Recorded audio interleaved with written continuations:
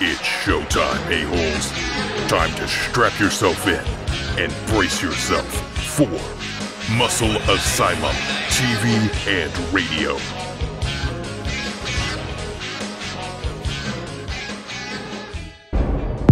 Hello everyone and welcome to yet another episode of Muscle Asylum Radio. It's been a while, Muscle Asylum TV.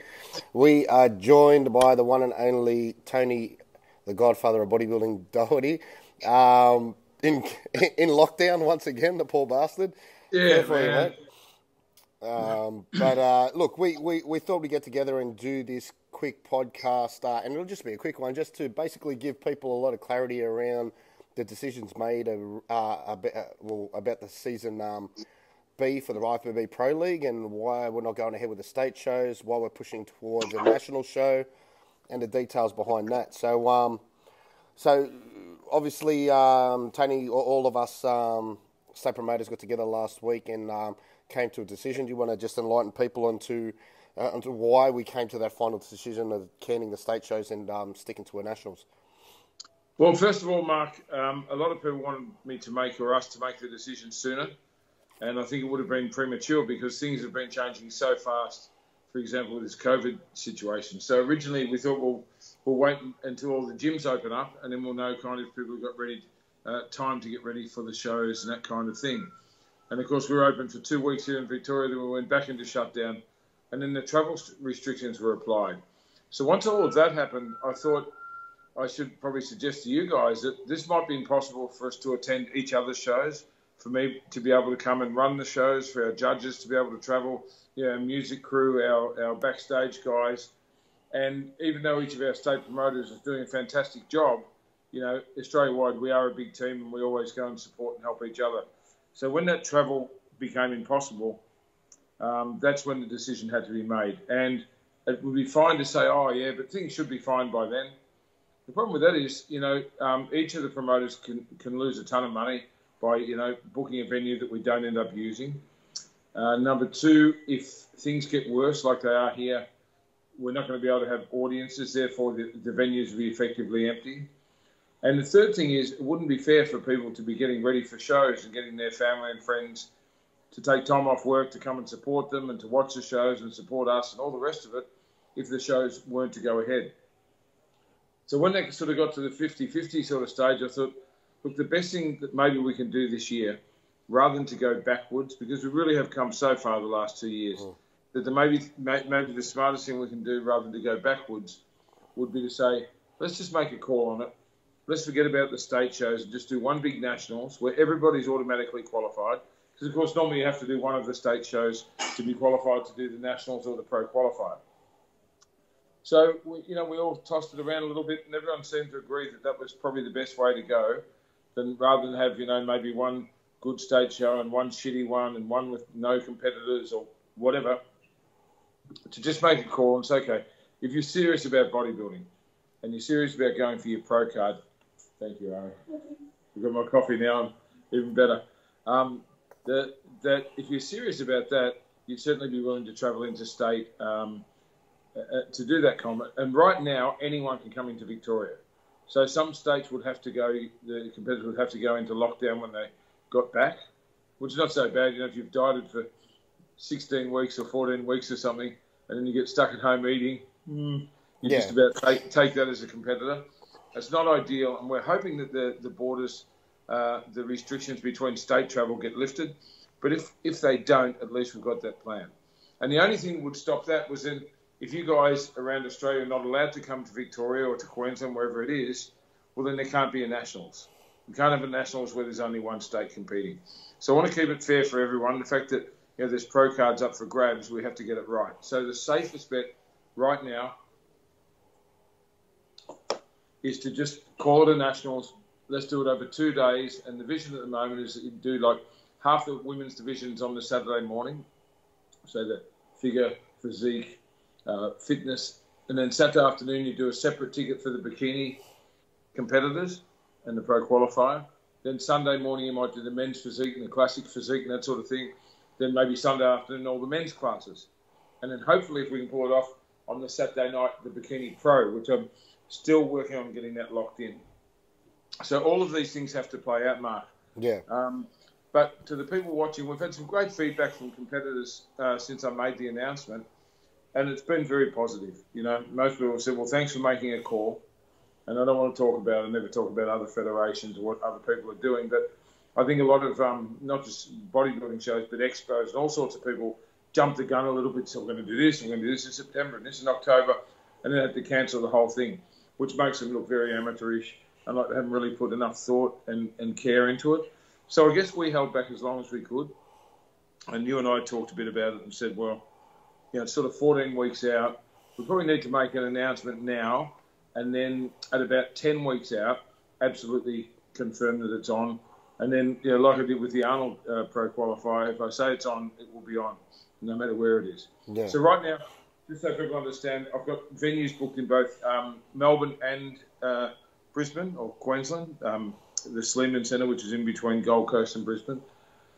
Both of them booked for the 2 days, one on the 17th, 18th of October, and the other one on the 24th, 25th, like the next weekend. Yeah. And then let's just see in 4 weeks' time how the state borders look. Because originally we were going to do it in Queensland. I'd really love to do that. I think we've got a really exciting future up there. We've had great support and great government support up there as well. And, you know, a lot of our competitors travel down from there. So if the Victorians are allowed to go into Queensland and New South Wales people, you know, don't go back to another stage like we are, and can go to Queensland, I think that would be ideal. But look, no one knows what's going on from day to day at the moment. Well, that's the thing. Like, your strongest state and the most secure state to have a show last week was probably New South Wales. And look at what's happened since last week. Like the outbreak that we've had here in New South Wales makes it pretty much impossible to plan anything. So the way things are changing on a daily basis is pretty crazy. It really is, man. And I feel for you because, you know, when we opened the gym back up after 13 weeks of not trading, you know, 3 solid months, no one coming in, no income. And that was on the back of having to cancel the Arnold Classic, which I lost everything, you know. Literally on the back, the day, on the day. Yeah.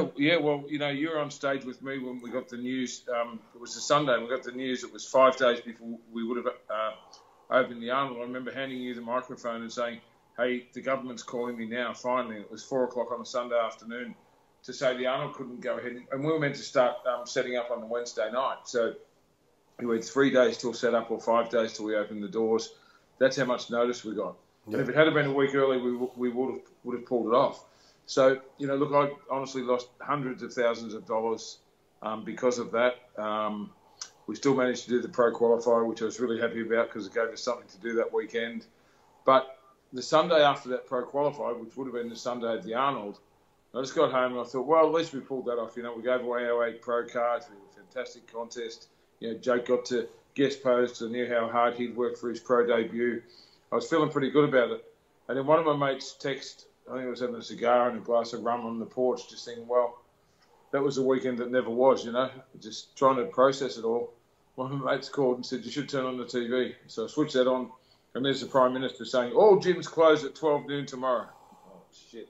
Here we go. And we never could have saw that coming, you know? Yeah. Then after 13 weeks, we got to open up. We had the best 2 weeks, I was telling you yesterday, of trading that we've ever had in my, 20-plus years in the gym. Signed up hundreds of members. Everyone was loving it. We followed the guidelines to the very letter. In fact, we went beyond what even the government suggested with sanitisation, and we went through a pallet of paper towel and a pallet of disinfectant. Everyone that came in had to clean every bench they used. They were even wiping down the dumbbell handles. You know, even the people that you wouldn't expect to be considerate were wiping down, the pulley ropes and anything they touched. It was fantastic. And then once again, with 12 hours notice, we were told we had to close after being open. It was our 15th day, and that was devastating. But at that point, we were right where you are in New South Wales now, where there's just this sort of cluster, this outbreak happening, and you think, shit, this could go left or right. And I hope for your sake, mate, that it doesn't go the way that we want. When New South Wales Premier Gladys spoke yesterday, she has a completely different outlook as what your Premier or dictator has, or whatever you want to call him. But she basically is saying at the moment that it's not feasible to go into a lockdown because the virus isn't going anywhere. and we've got to learn to live with it. So if there's a cluster, we close that establishment down, we clean, we reopen. Well, you know, we did that. That's what I mean. 2 weeks ago, that's what our dictator was saying. But the problem was they lost control of it. Mm. So there was a point, and I know through the people I know in government, there was a point where they could trace every case back to its source and say, oh, this was from that abattoir or from this meat factory or from this hospital. Sometime early last week, they actually lost control. You know, and today we had over 300 new cases. Yeah. You know, and I guess 200 of those, I don't even know where they're coming from. And this is when everything changes, Mark, when the government can't suddenly say, well, that all, like, you guys had that thing at the Crossroads Hotel or something? Yeah. I think they've traced every case back. Yes. But then if you get another outbreak and they can't trace it, and suddenly the numbers start doubling every day, then the government's in a terrible position where they have to say, shit, do we want to go into the thousands? You know, we know that about 2% of people that get it die. So, you know, in Victoria, for example, in the last couple of days, we've been getting a couple of hundred cases a day, sometimes 300 cases a day. You know, that means, you know, next week or the week after, there might be 1 or 2 deaths every day. Yeah. So, look, having said that, when you compare this to the United States, like, I think Florida had 15,000 new cases a day. One day this week, like, that's some kind of record. And they've just closed their cafes. So, I'm not sure what the answer is. I know in Florida the gyms are still open. And we'll never know whether they've done it right or wrong, but I think we're fortunate to be in Australia where it really hasn't taken hold like it has in other places. You know, the big rumour this week was that we're going to go into stage 4, where you can't leave your suburb, you can't go to work, you can't do anything for like 20 days. Basically martial law. Yeah, that'd be the worst. Yeah. I'd probably move into the gym so I could just keep working because I can't stay still. Yeah. I couldn't imagine, being stuck in an apartment or a house for 20 days. With that, obviously, and you spoke about how the Arnold's was cancelled, and a lot of people don't really appreciate the fact that it takes a full year, 365 days to plan such an event.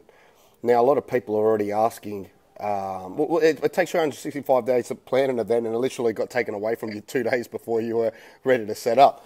But a lot of people are already asking, what about next year's Arnold? And I know that you've been answering as much as you possibly can, but what are the plans? Obviously, it's pretty impossible to plan anything at the moment. That actually looks really bad when I put my thumb there because it's split. It looks like... I'm not going to say what it looks like, yeah. I know, but my hands, because we're renovating next door, I busted that finger, I've sliced that thumb open, I've got a big scar on my head where I dropped a roof truss on it yesterday, so... You just developed a bad drinking problem since being in lockdown, I think, and you just been... Well, that as well. And that's actually true. I think the first 50 days of the last lockdown, I drank a bottle of wine every night. In fact, this time I've gone the other way. I've actually got back to some clean eating. I started Monday morning. I've had nothing but chicken and rice. When I got in really good shape about 3 years ago, I just ate chicken and rice for a few months. Well, you got the whole gym to yourself, so you might as well just train and just get as fit and healthy as you possibly can. Last time that was kind of the plan. Then I started renovating the gym and I pulled all the equipment out. I turned it upside down, become a tradesman, and there's no equipment to train on. It was stacked 3 machines high. So this time the gym's perfectly set up, and I've been doing a bit every morning. So back to the original. Yeah, before you put your penis-looking thumb on the screen. Correct. So back to your original question about the Arnold. Everyone, expects that I know what's going to happen, and a lot of people say, "Oh, have they told you what's going on?" Even with the gyms, you'd know this as a gym owner that people will call up and go, "Have they told you when you can open?" What do you think the government I've had at least 50 people each day this week ask me, "When are you going to lock down again?" I'm like, "I don't know, bro. Like, I really don't know." I mean, when the Premier doesn't know and the Prime Minister doesn't know, as if a humble gym owner is going to have a clue. Anyway, so back to the Arnold question. A lot of people are saying, "Well, what are you going to do next year?" So I've got the venue booked. I've got the deposit paid. Again, despite the fact that we lost all the money last year, I was able to give them a deposit to secure the venue. I've booked a few bays less than what I normally do. Normally we have about 14 or 16. This time I've got 10 or 12 on hold. And if everything gets better, we can grow it. But the big problem is, I just keep it raw, man. I'm not going to try and make stuff up. Right now, I can't bring any people from overseas into Australia, and that includes Arnold, and Bob Lorem and all of my international partners, but it also includes all the pro bodybuilders from the US. Yeah, and there's no way I can do an Arnold Classic Pro show, which is really the big ticket item, because people want to come and see, Rolly Winkler or Dexter Jackson or Kai Green or whoever's, Brandon Curry or whoever the champion is that's competing, and our own guys competing against them, Josh and Jake and these guys. And that may be impossible to do because you can't expect any pro bodybuilder can come into a country and do 14 days quarantine pre-competition because they can't go to the gym. Even if you ship perfect food in, what are you going to do? Push-ups? So this could be a real challenge. So I've got my team working on it. I haven't laid anyone off. We've kept our team working through this as if it is going. As if it is still going ahead as planned. And if we can't do all the international stuff, then it'll become more of a local event. More like the old FedEx sort of feel, where we'll still have a pro qualifier and we'll still have a main stage with all the bodybuilding. And by then, I think we'll be able to do all the qualifying shows around Australia. And instead of having 40 or 50 sports, I might just have 20 or 30 sports. Just do the best I can, bro, because that's, we had a lot of our sponsors and exhibitors roll their money over into next year to basically save our business, which I really appreciate. So we have an obligation to deliver an expo to them. But then the other conundrum is if this shit gets worse and social distancing still occurs, then what's an expo? Because, expo is all about being in a crowded environment, having a selfie with an influencer or your favourite Instagram model or your favourite bodybuilder or your favourite bikini girl or whatever it is. It's all about that interaction stuff. So me always thinking ahead, I'm thinking, well, how can we structure that differently so there's more entertainment and more events, so the strongman becomes a bigger feature. But then we have to build more grandstands because we might have to seat every second or every third seat. And, the powerlifting, the pro raw, that's huge. But if they can't bring their international guys in to win their prize money and do the 1,000-pound squats and the crazy deadlifts, all that stuff, then what is it? So, we're at this crossroads right now where, yes, it's going ahead. Yes, there'll be a pro qualifier. Yes, there'll be an Arnold Expo of some kind. But I honestly don't know exactly what it's going to be just yet because I'm not a futurist. I don't know how this pandemic's going to go. And if it gets worse and worse and we go into total lockdown between the states, then it may be impossible. But if it keeps going the way we think, and by, I think, Christmas time, everything will be opened up again, and we can just sort of go into planning. But as you said, this takes a year to put together. So we've put together what we can. We're actually building new Arnold offices at the moment, offices for the Pro League, because I can't stay still while the gym shuts. I've taken on this massive renovation of another warehouse we've got to make a really cool office for when our partners come down to visit and all this sort of thing. But the truth of it is we're sort of 50% into the Arnold that we would normally be, but we can still pull it together once we get a green light. If you did have the FedEx show, say for instance you had your FedEx show, Arnold's still scrapped, FedEx show, would you still consider having a bodybuilding pro show using local Australian athletes? Because I know that's something that a lot of people have asked to see. But truth is, man, we don't have enough. For bikini and women's bikini and men's physique, definitely. I'd lock that in right now. For pro bodybuilding, I mean, you've got... You could have a lineup of 10, at least. That's if you've got a commitment from... Well, that's the problem. Would they all commit? But, look, when you think about it, there's probably 4 or 5 that I can think of that I know would do it for us. You can't do a pro show. I mean, the sanction fee, I won't tell you the amount, but for me to do a men's pro show is 5 times more than doing a bikini or a physique show. Yeah, so this is why I'm asking, because US dollars. Yeah, I don't even know if it's feasible to do it. Yeah, and then the prize money, and then the fact that we have to do it in the plenary and everything else. So I'll make that call when I can, but I'm not going to lie about it. Oh yeah, we'll go ahead and let's do it for locals, because the way it works, being the Pro League director for Australia, when I do a pro show, each division has a different prize, and the big one is open men's bodybuilding. When I say a different prize, I mean a different sanction fee, a different price, I should say. Yeah. And then there's the prize money and all the rest of it. Having said that, of course, we'd save on all the international flights, because I normally spend, 100 grand on flights and 100 grand on a hotel and all that sort of thing. Just so people know, when bodybuilders are coming from overseas, they want first class. They bring their own direction. A lot of them aren't sitting in economy, are they? Well, the truth is, they don't get paid first class or business class because. Oh, they don't. Okay, yeah. Now, a lot of them use their points to upgrade. So what I'll do, if it's one of the top guys, I'll buy a flexible ticket that allows them to use their points to upgrade. Oh, fair enough. Because I know a lot of them are flying first class. Yeah, well, there you go. Yeah. Well, and a lot of them, they'll pay it themselves. Or some of the top guys who've got really good sponsors, the deal is if it's an international flight, the sponsor will pay the difference between economy and business class. Oh, okay, fair enough, yeah. Yeah, so for the most part, no. But, there's a few people I have to bring in who sit right up the front of the plane. So it's, travel's a huge expense for us. And there's just so many things to consider, man. I'm just trying to be as honest as I can and not just give people throwaway lines. Because if anyone that knows me knows I'm a very straight talker. And, it's a worry, the situation that we're in. We don't know what this year's going to look like, let alone next year. Yeah. So what I'm doing is just putting all the pieces of the puzzle in place, ready to go, ready to join up. And I think, look, if we go back to season B this year, I think in the next 4 weeks we'll know exactly what we're doing, whether it's going to be in Melbourne or whether it's going to be in Queensland. But it wasn't fair of us to keep telling people that the state shows would go ahead when they may not.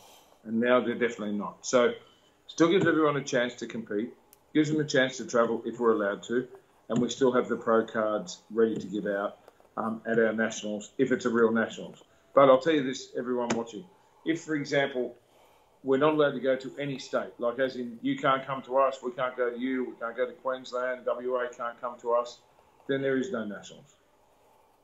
I can't just put a show on in Melbourne and call it the Nationals if the best bodybuilders from around Australia can't compete. That'd just be a wank. Mm. And it won't pull the numbers anyway. Yeah, a lot of people too. And I think there were a lot of coaches and a lot of athletes that were getting a little bit impatient of why the Pro League hadn't made an announcement yet. And I don't think a lot of people don't appreciate the logistical nightmare it would have been trying to get yourself and, like you said, the judges from state to state, and we have shows on a Saturday and then the next day in another state. So you guys are constantly travelling on a weekend. Yeah. And plus another thing on top of that is the actual venues have been closed this entire time and only opened their offices a couple of weeks ago. So we couldn't even get a confirmation from a venue to say whether or not our venues are locked in because they've been closed this entire period. They literally, offices closed. And a lot of people don't realise that. And on top of that, what people don't realise, one of the things we talked about, COVID, here we go. Oh, man, I've been inhaling sawdust and 50 years of cobwebs for the last week again. Anyway, the other thing that people probably don't realise is, and it was one of your big suggestions, was why don't we move the shows forward a few weeks, maybe into November, which is a great idea. But then we have to get 5 venues in 5 states to line up and then a 6th venue for the Nationals. And as you said, make sure we can get one on Saturday, one on Sunday, because they can't be too many weeks apart and so on. And to even get the venues to answer their phone was impossible to hold the dates that we've already got booked, which we booked, as you know, 2 years ago. We've got to work 2 years ahead with dates. 3 years in New South Wales, yeah. So feasibly to get our 5 states plus nationals all just to fit into a 3-week block in November became obviously impossible. And really, a week or two is not going to make any difference if someone really wants to do this show. So this is what people don't see, the work that we put in behind that.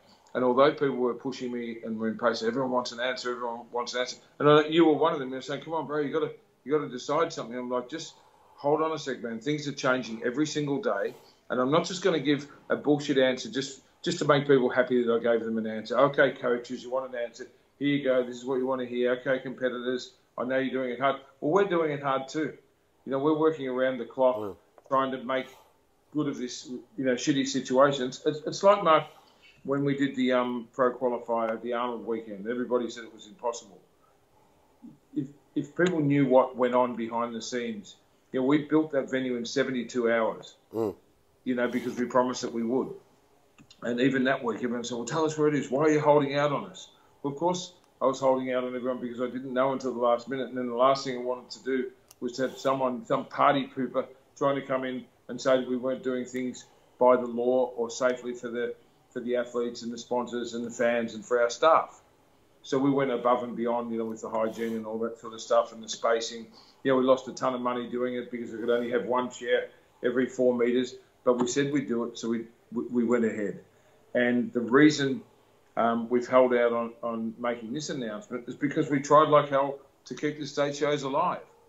And we talked to each promoter, we talked to each venue, and it became increasingly obvious that this could get really bad.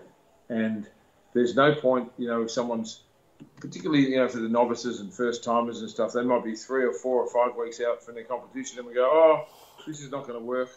Well, come on, that's not fair on the athletes. So now we know the serious ones are going to go ahead. And I'll say this to any of the athletes watching. If you're serious about being a professional, about getting your pro card one day, and you're not willing to travel interstate and then maybe do some home detention when you get home, well, you mustn't want it bad enough. Because if that was me, or if that was you back in the day, well, me back in the day and you back a couple of years back, you'd go, you know what I'd think? I'd think, that means all the people that are weak, that don't have a competitive edge and don't have the mindset of a champion, will use this as an excuse and they'll pull out. So I'll go even harder. I'll come in even better shape. I know of competitors with exactly that mindset leading into these nationals. So they're not stopping no matter what the restrictions are. Obviously, if they get stopped that and there's no way of travelling at all, then it's out of their hands. But the idea of having to go into lockdown and returning home for 2 weeks, it doesn't faze them. They just want it that bad. Well, that's what I want to hear. And that's the feedback that all of us got from our athletes in each state. Yeah. They eat glass if that's what it took. To get there, and I really appreciate. That's worst case scenario. Still, that's not what the case is. That's just worst case scenario because it come to time of the nationals, things could be completely different. And like you said, it could go one of either way. Yeah, man. It could be. By the end of August, we may all be able to travel interstate. That's right. Yeah. And I hope we can. And that's why I'm holding off on saying whether it's going to be Queensland or Melbourne because I've got both venues booked a week apart. And then the other thing that came up today was then I started talking about the AFL Grand Final, and if that was on, for example, and it may be in Queensland, the same day our show was on, or the same weekend, well, that'd be suicidal to do it then because I've clashed with big events like that before. So you've got to take into account all the other sporting events that are on the same day or the same weekend in the same city. So, we've got to just wait for this to unfold. In your defence, though, just to give you peace of mind, no one else really watches AFL in the country. Just say you realise. Well, we're going to imagine if we're going to do the Nationals in Queensland or even New South Wales and the NRL Grand Final was on. Yeah. That would be a good day to do it. No, that's exactly right. Yeah. Common sense. I mean, many years ago, like when I first started promoting, probably in the early '90s. We had a show on at Dallas Brooks Hall. I can't remember who was guest posing, but what happened? It was a week after the grand final, and they had a friggin' draw, so they had to replay it the next week. Oh wow! And it was on the same day my show was on, and I'm like, I was so headstrong about bodybuilding. I'm like, no bodybuilders care about footy. Doesn't fucking matter. Man, I've got the worst crowd you ever had. We had competitors pull out, and no one came. It was the worst day, and we went outside the venue. And it was in East Melbourne near Collingwood, and I think Collingwood had won. So there was more people out in the streets than there was in the venue. Oh, Jesus. You do realise we have the last 2 years. How long have we had the Pro League now? 2 or 3 years? We've had two nationals. This is our third season. Yeah, so this would have been our third nationals. Yeah, so the last 2 nationals, we've had our New South Wales state show the same day as the NRL Grand Final. Coincidentally, but luckily for us here, the grand final is 7:30 p.m. and we're done and dusted by 5 p.m. So people come to the show and then they can go home and watch the grand final. And like I'm about to say to you, no one watches rugby anyway. I mean, really, what a shit sport! I can't watch. I don't know how you just like the short shorts and the singlets. So I reckon that's why you watch your AFL. No, I like the skill level and the fact that it's non-stop action. But having said that, I like rugby more than I like American football. I hate American football because it's boring. It's boring. Oh, man, it's like watching golf. Hang on a minute, we've got to go and take the ball off and bring this guy on and everyone's going to have a chat and we'll have a replay and then we'll have one kick and then we'll stop again. At least AFL and rugby league is hard-hitting. We don't wear armour. It's full contact, and there's a great skill level involved, and it doesn't stop. The Americans, I know the Americans watched rugby league once it got relaunched here after COVID, and they were freaking out about the fact that they're not wearing any type of body armor or any protective equipment when they're just hitting each other as hard as they can. I've converted a lot of our pros over the years into AFL fans, and I remember I took Chris Cormier actually to the Carlton Football Club when I was weights coach there, and he took all pictures with the guys and gave them a really great talk about not wasting their opportunities. I still remember, and he became a footy fan, and I remember sitting showing Dexter clips of the skill level of AFL. He goes, I'll show you some marks. So I showed him doing the big marks. He goes, that's pretty skillful. And I said, well, what about bumps? He goes, what bumps? So I found like a highlight reel of the greatest hits in football, hip and shoulders, and people going head to head with no helmets. So he goes, okay, I get it. You guys are crazy. I appreciate it. Yeah, all right. Well, I think that gives everyone a little bit more clarification as to why there wasn't. we're not going to say it was a delay, but why we didn't announce anything too early, and it gives everyone a bit more of a clarification of what season A is going to look like next year, and the reasons why it may or may not be an Arnold. Like at the same time too, if things stay the way they are, we've got Buckley's chance of Arnold travelling anywhere in the world. So what's the point of calling it an Arnold? He won't leave his house at the moment. He's actually taking this really, really seriously. He was one of the first people to isolate.